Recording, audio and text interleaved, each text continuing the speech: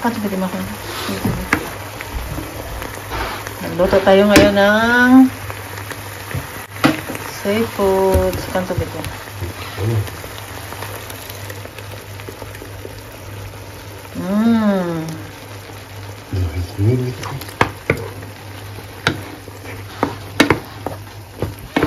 Tagal ko na hindi nakakain nito.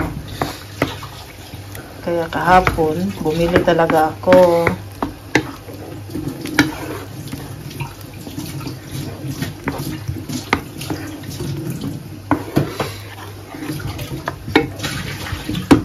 Tikman natin dahil marami akong sili nilagay dyan.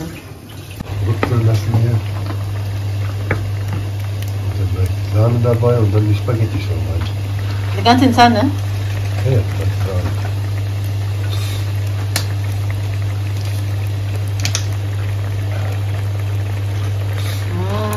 Sahne.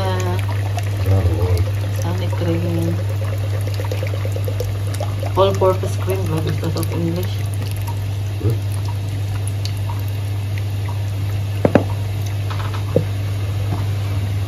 Hi. Luto na. Kain na po tayo. Matagal na akong hindi nakakain ito. Ito po ay ginagawa ni Martin palagi. Kasi iwan ko bakit hindi na kami kumakain ito. Kasi tagal na. Pero hindi naman talaga kumakain si Martin ito kasi may ano to, may seafoods to. Hindi yan siya mahilig sa seafoods. Kami lang ni Michelle.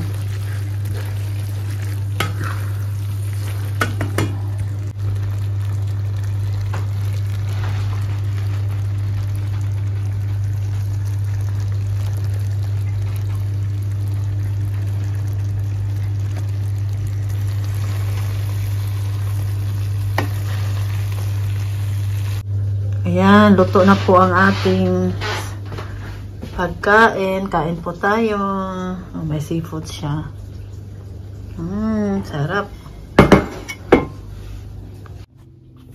Ngayon, magagawa na naman ako ng waffle.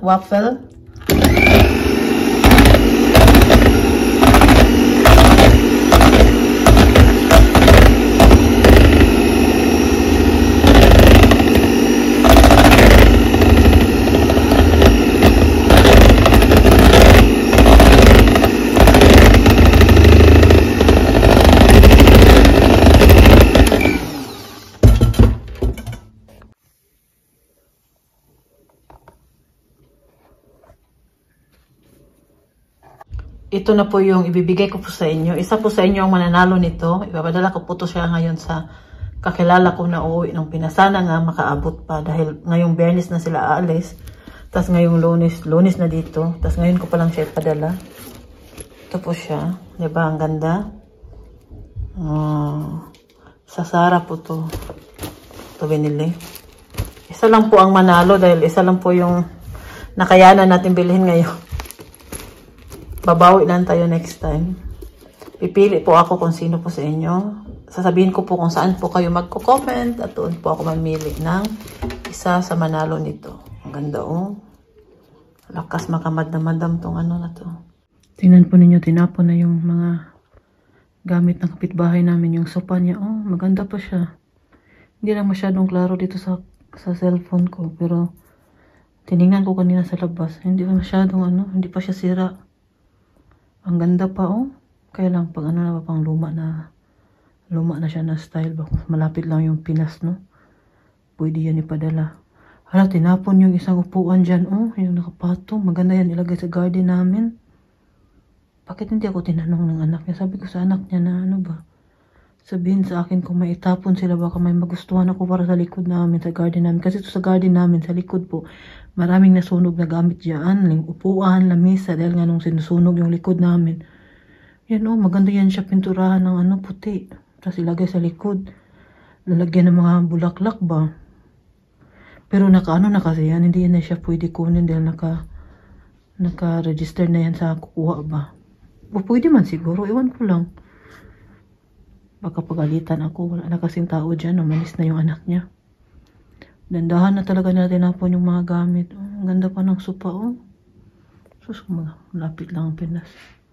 Kung malapit lang sana sa ano ba, sa atin ba, sa Pilipinas, maganda yan ibigay doon kasi marami namang mga tao na kukuha pa yan sa ganyan na, kukunin pa yan ganyan na ano ba, naggamit ba, hindi pa naman yan sira. Tinapon lang nga yan dahil nga wala nakatira dyan, tas ibibenta na yung bahay. Eh syempre yung bagong may-ari ng bagong bibili niyan, i-renovate nila yan dyan, so kailangan nilang alisin lahat ng gamit na sa loob. Iwan ko kung nabenta na ba itong bahay nila. Hindi ko alam, hindi ko natanong yung kapitbahay namin. Sayang yung mga gamit tapon, no? When I walk into the kitchen, Pinadala ko na pala yung ibibigay ko po sa inyo na, yung ano ba, yung bag na Sara ba na in-order ko. Pinadala ko na siya kanina, sana darating bukas or sa Merkulit dahil makahabol pa po kasi magbiyahe pala yung kakilala natin. Ngayong Biyernes pala sa 19 pala yung biyahe niya, kaya baka makaabot pa yun. Sana nga bukas or Merkulit darating sa kanya dahil pinadala ko doon. At sasabihin ko po sa inyo pag nasa Pinas na po yun, nasa kapatid ko na, magpipili na po ako ng isa po sa mananalo. Pasensya na po kayo kung isa lang muna yung mabibigyan natin ngayon. Dahil itong nakaraang buwan, konti lang yung kinikita natin sa YouTube. Dahil nga hindi din ako palagi na nag-upload ng video. Paminsan-minsan na lang, pag may oras, pag stress kasi ako, hindi talaga ako nagbibideo dito sa bahay. Itong nakaraang linggo, mga nakaraang araw, ang dami ko po talagang ginagawa, tapos ang daming stress dito sa bahay, trabaho, di ba? Alam naman po ninyo yung trabaho ko dito araw-araw, kaya pagdating na lang nun, magpipili po ako at sasabihin ko po sa inyo kung saan po kayo magko-comment at doon po ako mamimili ng isa po sa mananalo doon dahil yung bag na yun, sa akin sana yun at ibigay ko sana yun sa classmate ni Michelle, yung kaibigan ni Michelle. Sabihin ni Michelle na parang hindi magustuhan ng kaibigan niya kasi ano pa yun 15 years old pa yun Sabi ni Michelle na ibigay mo na lang yan sa iba. Kaya yun.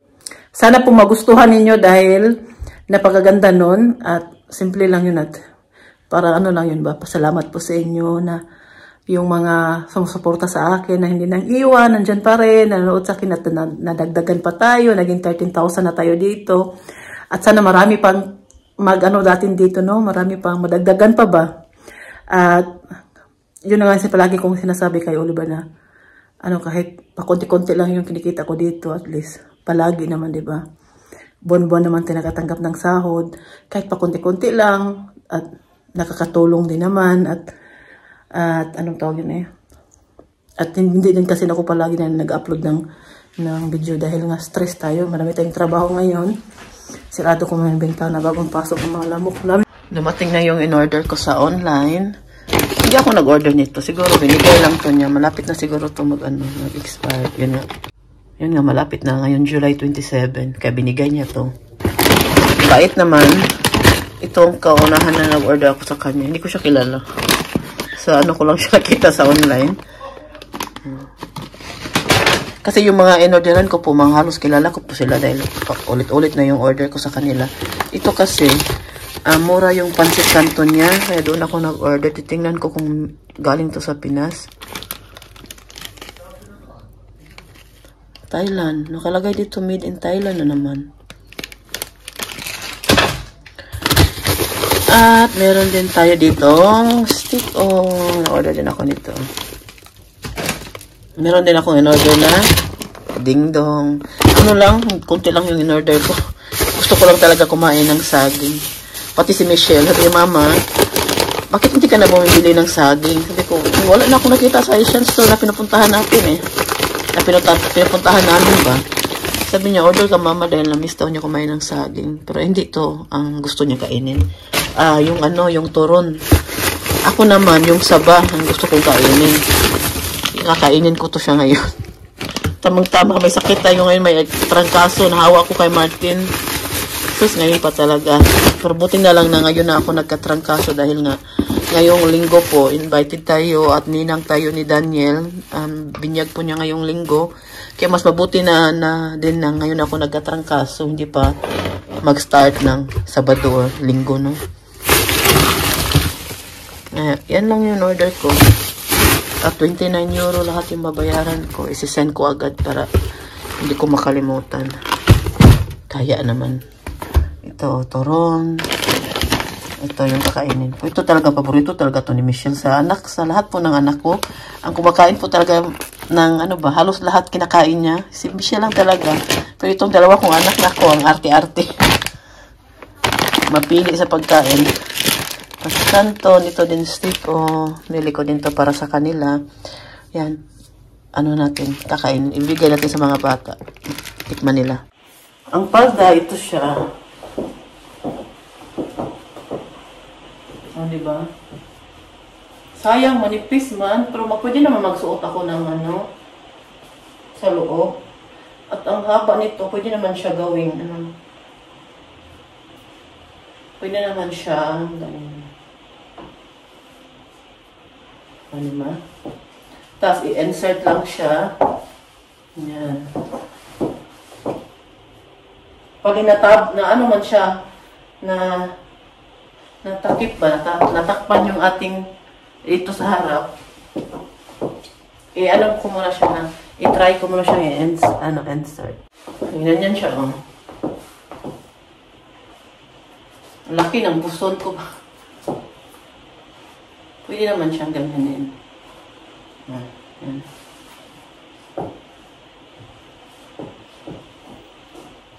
Ito, 6 euro na lang to siya. Ito naman, 10 euro.